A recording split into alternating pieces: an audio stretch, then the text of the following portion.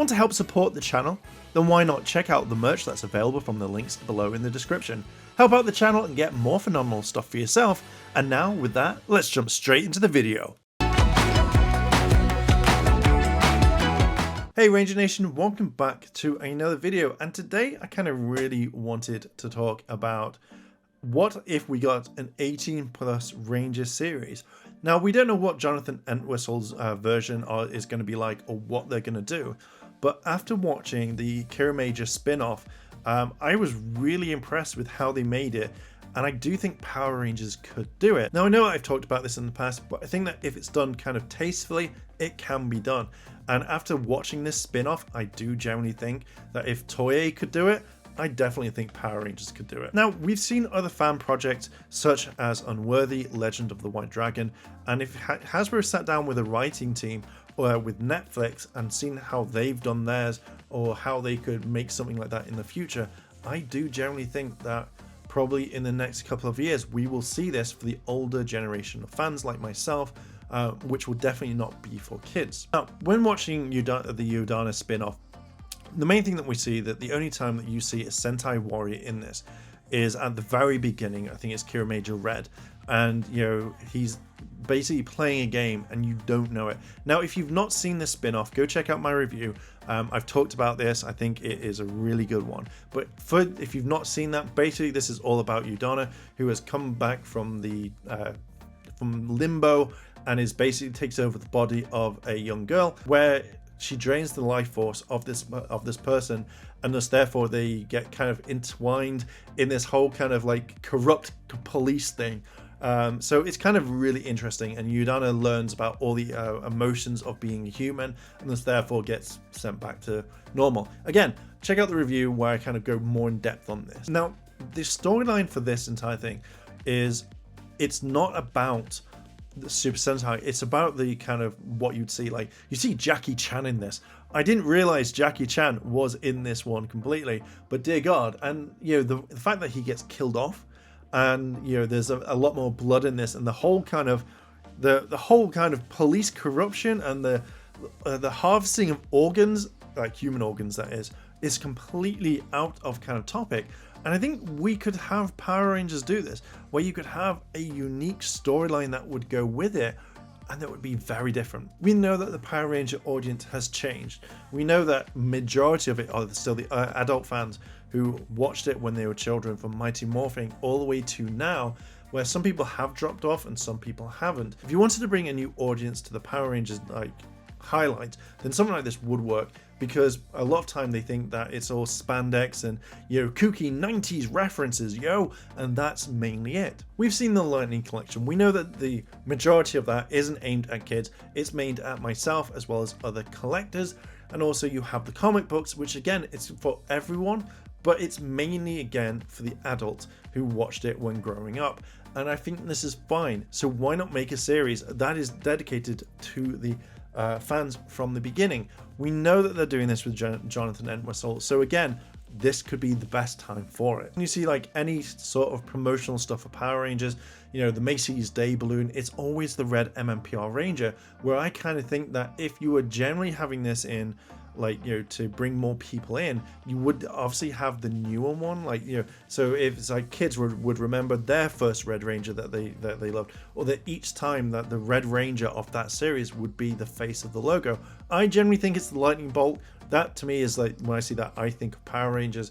But majority is, why do they keep using MMPR Red when kids aren't really watching MMPR straight away? They'll watch whatever one, and then obviously the parents will then kind of say, hey, we're going to watch what I used to watch, Power Rangers. So again, you kind of think that Hasbro or even Saban at the time would have used the most recent Red Ranger for all their production, all their promotion, and all the kind of thing. It's always MMPR Red. I do think that a lot of the older fans would get a kick out of this, because we'd be able to tie up loose ends that we've had for a very long time. Any kind of story that hasn't had a progression, or, you know, they've kind of forgotten about something. I feel like you could easily turn around right now and go, okay, well, let's fix that storyline. Let's get rid of that. Let's kind of tie it up. Hell, they did it with Beast Morphers and RPM, so I generally think that you could easily do this. When I was writing this, I generally thought about Scorpina, and as I said in a previous video, or if you've not checked out that video, the video after this, whenever, Last time we saw it was with Adam in MMPR, and she was fooling him. Now, can you imagine having that storyline in future ones or different? Like, we don't know what happened to Scorpina. I'm not counting the comics because even though they're canon, they're not in continuity with the actual show itself. So to me, I don't really think Scorpina, with Lokar and stuff like that, I generally don't really see that as a continuation of what happened with Scorpina. I just generally, I just don't think about that. But either way, can you imagine focusing something on her? Like, Scorpina wants to get back in, she wants to come and like defeat stuff, but she gets tethered with someone, very similar to like Udana. But can you imagine if like she had a different storyline that would go along, and it'd be like, oh, okay, it's her story.